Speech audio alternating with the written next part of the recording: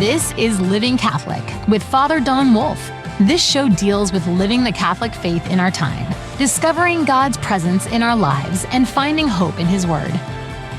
And now, your host, Father Don Wolf. Welcome, Oklahoma, to Living Catholic. Father Don Wolf, pastor of Sacred Heart Parish in Oklahoma City and rector of the Shrine of Blessed Stanley Rother. A couple of weeks ago, following the election of the new pope, someone asked me what recommendations I'd give to him as he began his new pontificate. I hadn't thought to imagine myself offering the pontiff any advice, nor did I think I'd have a chance to do so, especially since he's getting lots of it from all over the world. I mean, just look at the Catholic press. Everyone seems to have taken the chance to let their readers know what the Pope ought to be doing from this moment on. I didn't think offering any further thoughts would be that helpful, but it was an intriguing thought experiment, and it caused my imagination to light up for just a moment. My first response was to joke with the person who spoke to me. I told him that when Pope Leo comes to Oklahoma City to visit the shrine for the canonization of Blessed Stanley, and when we're in the sacristy together, I'd offer him my thoughts privately. After all, we're the same age. I mean, exactly. We were born on exactly the same day. And he went to the seminary only 2 years after I did and was ordained a year after I was. I have some leverage to offer him my observations and the fruit of my experience. I'm sure he'd be hungry to listen to all my deep thoughts about the life of the church and what he ought to be doing as the vicar of Christ. After all, I love it so much when people tell me what I ought to be doing as the pastor of Sacred Heart and the rector of the shrine. I mean, who doesn't love unsolicited advice in making their lives better and their jobs more fruitful? But upon reflection, my second thought was to ponder what I would say if somehow given the chance to reflect with the Holy Father about the state of the church. It's not an off-base question. In fact, we pastors should all be wondering what the church needs and how we should be directing our ministry in the direction of fulfilling those needs among us. We are the church, after all. Clearly, we're not the whole church. What goes on at Sacred Heart isn't the entire experience of the Church of Jesus Christ throughout the world, but it is the church here in South Oklahoma City, which is the Catholic Church throughout the world. The word Catholic comes from the Greek, which means part of the whole. That is to say, what is here is part of the entire church everywhere. That makes what happens here a portion of what happens everywhere.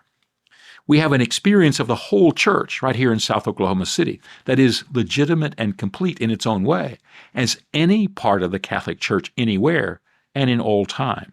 So what we have to say about what the church is or how it should be acting isn't drawn out of thin air. As long as it comes from our reality and our experience, it is part of the church universal.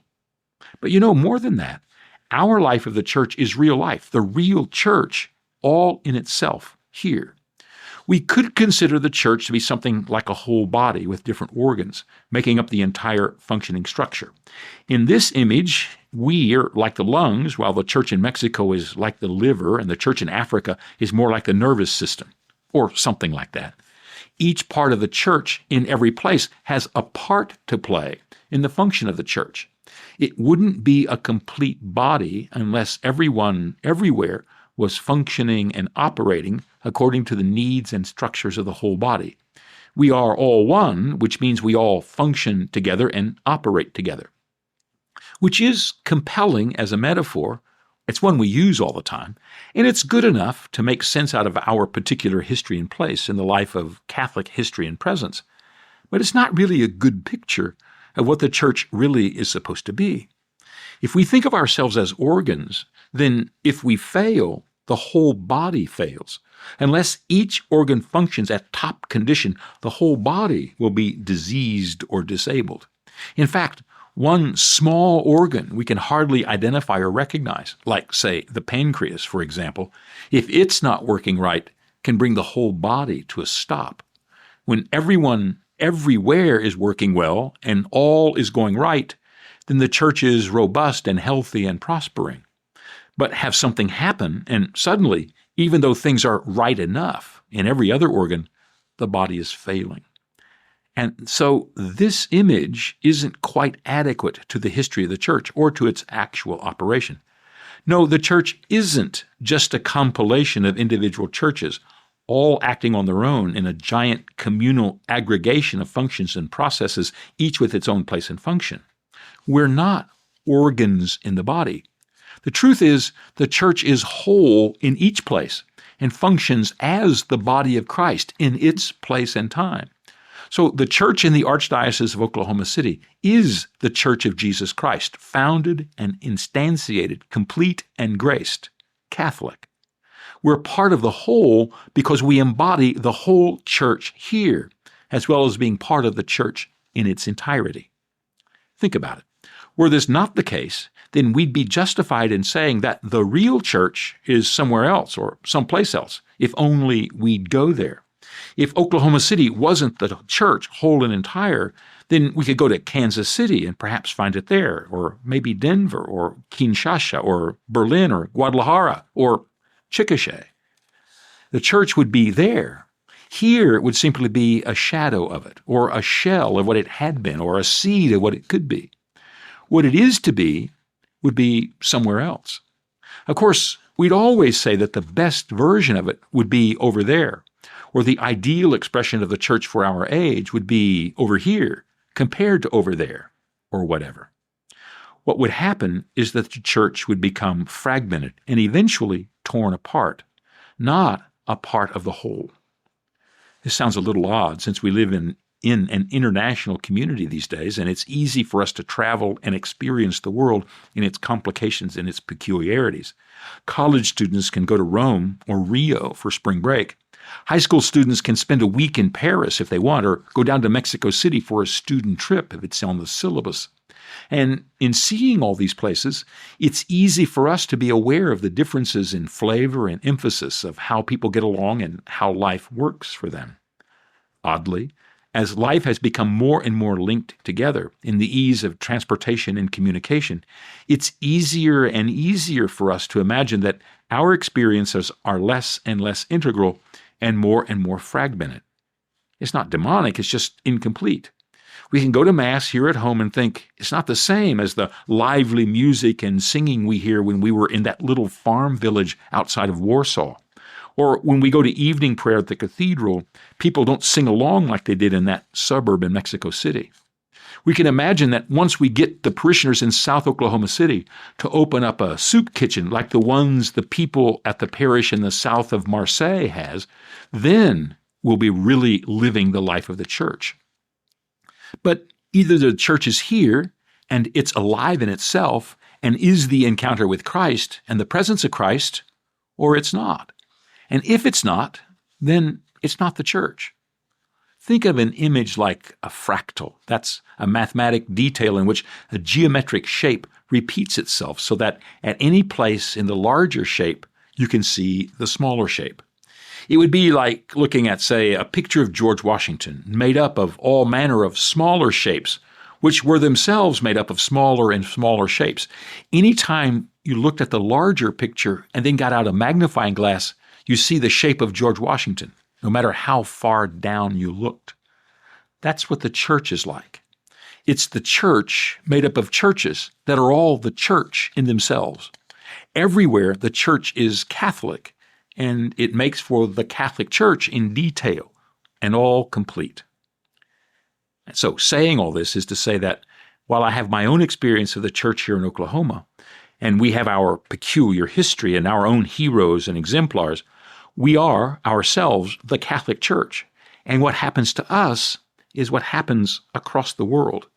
The challenges we face are the problems and anxieties provoking the Catholic Church everywhere. Now, true, these may not be to the same degree or in the same way, but we live the life of the church by our own lights and in our own measure here, and we share this with the church throughout the world. This came home to me during my sabbatical year in 2021 when I was in Guatemala. I spent about a month in Quetzaltenango, a town along the coast of the south central Guatemala, one of the very old regional capitals that also had a regional campus of the major Guatemalan university. Quetzaltenango is famous for its indigenous culture and language, as well as its deep roots in the preservation of the native practices there. It wasn't unusual to run into men and women all over the city, dressed in their traditional clothes, speaking one of the Mayan languages that had echoed on those streets for thousands of years. The cathedral in town there is a place that hosts the particular contributions of the people to the worship and belief there. At the same time, all over the city, there were advertisements for university clubs promoting transgenderism and gay marriage.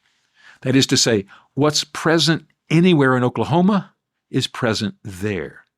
It's all the more the case once we remember that anybody with a smartphone, no matter how remote or traditional or ignorant or compartmentalized he might be, that person has access to everything we can look up on the internet, same as us. The church is the same, with the same challenges and opportunities everywhere. Which is why, if I had the chance to speak to the Pope about what we ought to be doing, I'd feel some confidence in being able to inform him about his job. If I had that moment in the sacristy, I'd love to tell him what I think we ought that I think we ought to be out spreading the message of the church. I know that doesn't sound very revolutionary or very informative. 1,000 people have said it over the years, and it hasn't had much effect, at least not a lot that I've seen. So I'd have to add some nuance to the suggestion. But the suggestion remains. We need to be a missionary church, and for the most part, we're not. Part of this suggestion comes from my experience with the Cursillo movement. This movement came to Oklahoma in 1979 with the first Cursillo that was held in Anadarko. It spread out from there and over the last 46 years has been functioning in Oklahoma both in English and in Spanish, and now is moving into Korean and Vietnamese. Thousands of people have been involved with hundreds and hundreds engaged in leadership and formation. It's been the most influential of all of the lay movements of the church throughout the United States, and that reputation has been sustained here in Oklahoma. I became part of the movement in 1981, just before I was ordained to the priesthood. I've had the opportunity to be a part of the leadership and the teamwork for hundreds of Cursillo weekends over these years. It's been an unstinted blessing for me, as it has for those thousands of people who have experienced it here.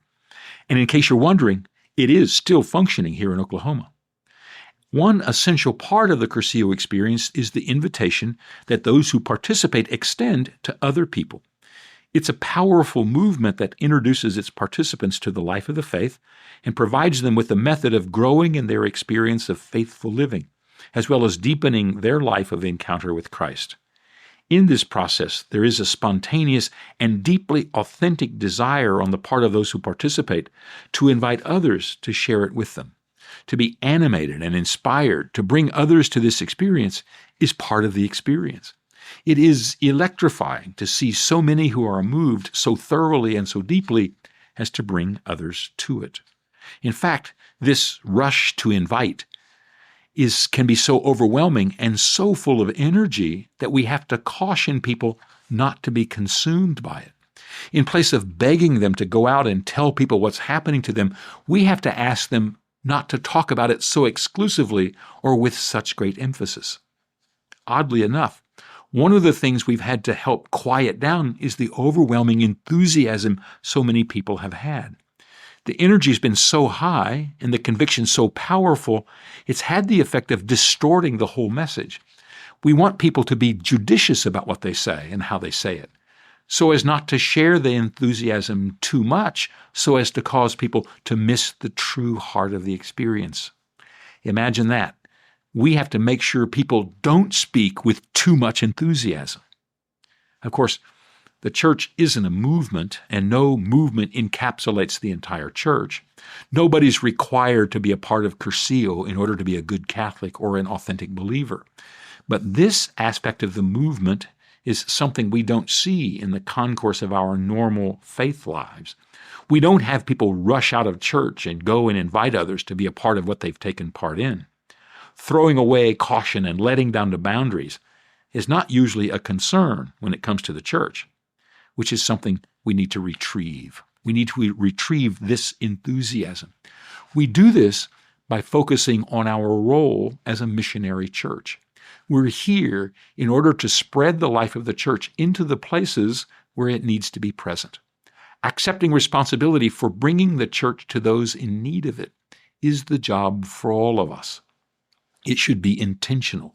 It should be written into the life of every one of us and in every one of our structures and decisions and operations.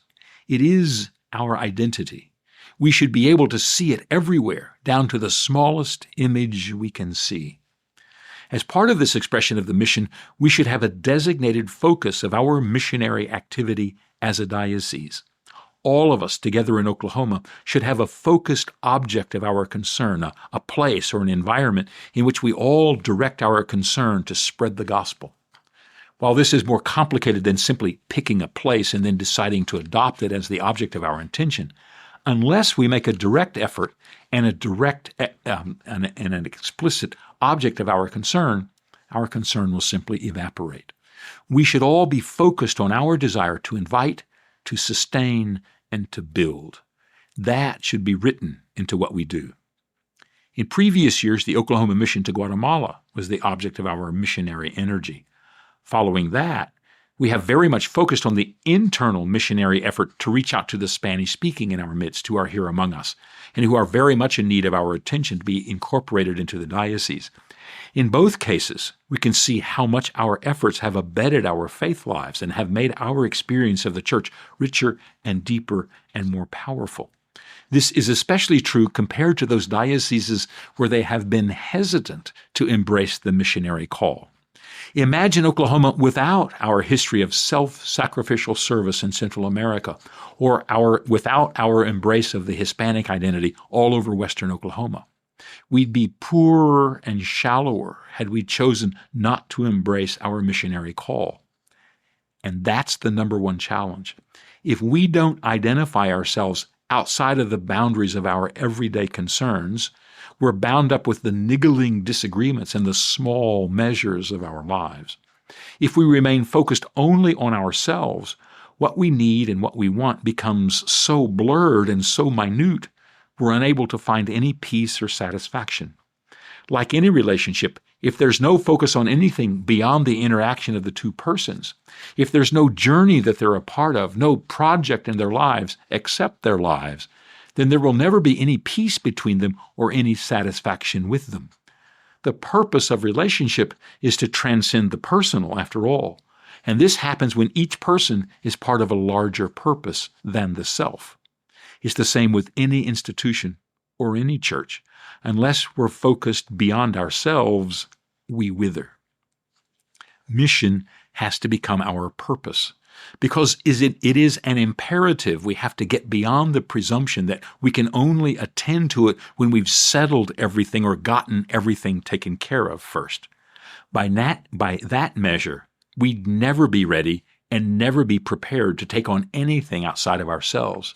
If we waited until we have enough money or personnel or time, and when we did have enough, we'd finally act, we'd never act. After all, when was the last time you sat down and said, I have enough of everything, so now I'm free to do as I ought? And my guess is never. So it would be for the church. A rough analogy would be what we've seen concerning child rearing in the U.S. In the old days, as my father used to say, people got married and then they had kids. In our day and time, people get married, and after they've been together for a while, when they've built some wealth and stability, when they've become comfortable with themselves and their lives together, then they opt to have kids. Children are regarded as the reward of a life well lived and well provided for. In previous times, children were thought of and accepted as the first fruits of relationship and commitment. In the first point of view, they're prizes. In the second, they're gifts. This change has not produced more stable families or more well-formed children. The church, in my estimation, needs to accept the missionary part of its life.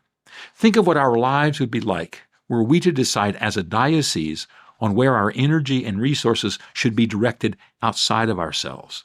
Of course, we'd keep the buildings and keep our programs we have for our people, but we would be animated not by maintenance and sustainability, but by the vision of cultivating and harvesting.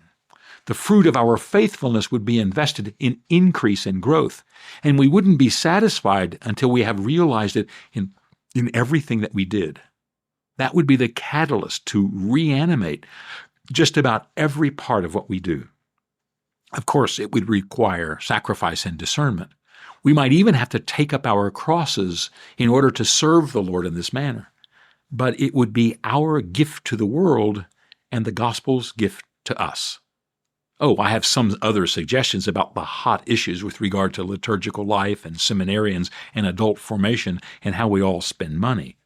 I don't know of a pastor anywhere in the world that doesn't have strong opinions about these things. Speaking of a universal church mirrored in the experience of the church here and now. But a premier focus on our missionary responsibility, that would be my message to the Pope. He was part of a missionary order, after all. He spent his time in Latin America as a missionary to the church there as they lived out their needs and benefited from his contribution. I think he would have thought a lot about this suggestion. Who knows?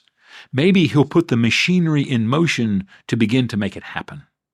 Perhaps, as in the thought of the author Elie Wiesel, the mere fact of thinking it, writing it down, and talking about it, even in an obscure venue like this one, helps to bring it about. I hope such a thing might be true. And one more thing. I'm the first to admit that I don't know the pressures and difficulties the Pope has to endure. I also am no expert when it comes to the church in Africa or Latin America. I can hardly speak with authority about the church in Kansas, but I do know the church here in Oklahoma, and it is a mirror of the church in the rest of the world. This is what I'd like to see here. How about you? In fact, I think we should have two sides to our missionary outreach. We should focus on the empty spaces and blighted hearts right here. My suggestion would be the prison system and our county jails. And we should reach across the globe to the places most in need of witness and hope. How about the largest parish in the world, in Qatar? But those are just my suggestions. What do you think? There's a world dying outside of our windows. Wouldn't it be great to be the ones to give it life? Back in just a moment.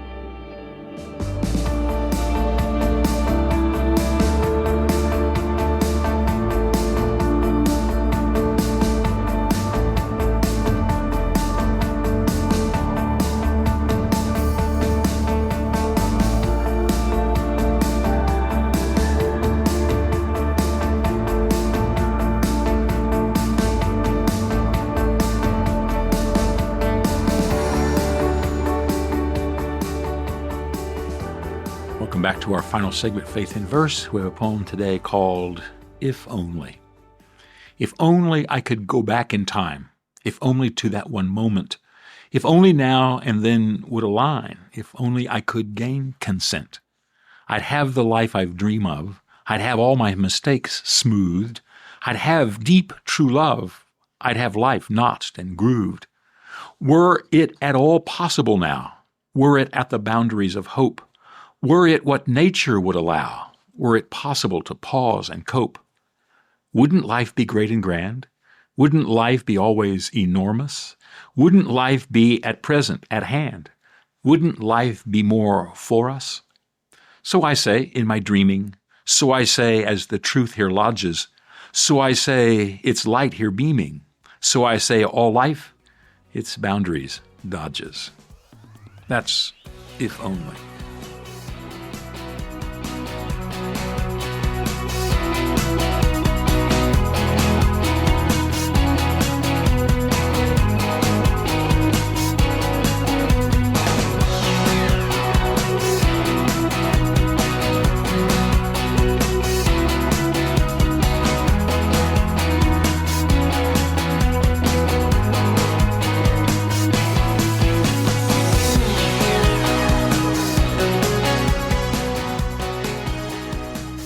Christ calls us all to the fullness of life.